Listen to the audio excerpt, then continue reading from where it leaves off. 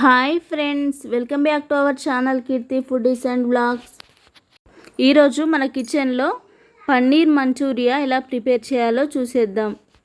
పన్నీర్ మంచూరియాని ఈ విధంగా ట్రై చేసి చూడండి, పర్ఫెక్ట్గా వస్తుంది. ఒక బౌల్లోకి 2 స్పూన్స్ మైదా పిండిని, 1 స్పూన్ కార్న్ఫ్లోర్, చిటికెడు సాల్ట్, కొన్ని వాటర్ యాడ్ చేసుకుంటూ ఈ కన్సిస్టెన్సీ వచ్చే వరకు కలుపుకోవాలి. నెక్స్ట్ పన్నీర్ని వీడియోలో చూపిన విధంగా ముక్కలుగా కట్ చేసుకొని పక్కన ఉంచుకోవాలి. ఇలా కట్ చేసుకున్న పన్నీర్ని ఒక ప్లేట్లోకి తీసుకొని 1/2 స్పూన్ కారం, కొద్దిగా సాల్ట్,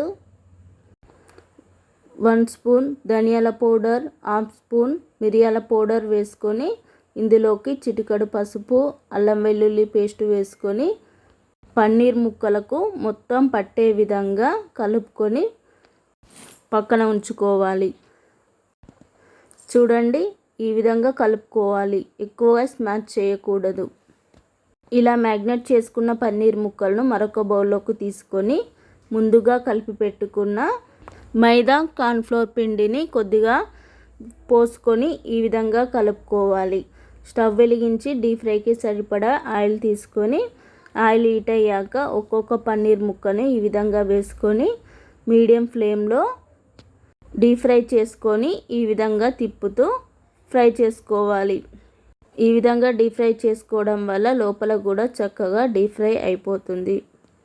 గోల్డెన్ బ్రౌన్ కలర్ వచ్చాక తీసి మరొక ప్లేట్లోకి వేసుకోవాలి. ఈ విధంగా అన్ని పన్నీర్ ముక్కలను వేసుకొని అదే ఆయిల్లో కొద్దిగా కరివేపాకు, 2 పచ్చిమిర్చి, ఒక మీడియం సైజు ఆనియన్ను వీలైనంత చిన్న ముక్కలుగా కట్ చేసుకొని వేసుకోవాలి. ఆనియన్ ముక్కలు గోల్డెన్ బ్రౌన్ కలర్ వచ్చాక చిటికెడు పసుపు, 1 స్పూన్ అల్లం వెల్లుల్లి పేస్ట్ వేసుకొని పచ్చి వాసన పోయే వరకు కలుపుతూ ఫ్రై చేసుకోవాలి. ఇలా ఫ్రై చేసుకున్న తర్వాత ఇందులోకి 1 స్పూన్ కారం, 1/2 స్పూన్ సాల్ట్ వేసుకొని ఫ్రై చేసుకోవాలి. ఈ విధంగా ఫ్రై అయ్యాక 2 స్పూన్ల పెరుగును వేసుకొని దగ్గరికి వచ్చే వరకు కలుపుకోవాలి. పెరుగు వేసాక కొద్దిగా వాటర్ లాగా ఫామ్ అవుతుంది, అది పోయే వరకు ఫ్రై చేసుకొని 1/2 స్పూన్ ధనియాల పౌడర్, చిటికెడు మిరియాల పౌడర్ వేసుకొని ఒకసారి కలుపుకోవాలి.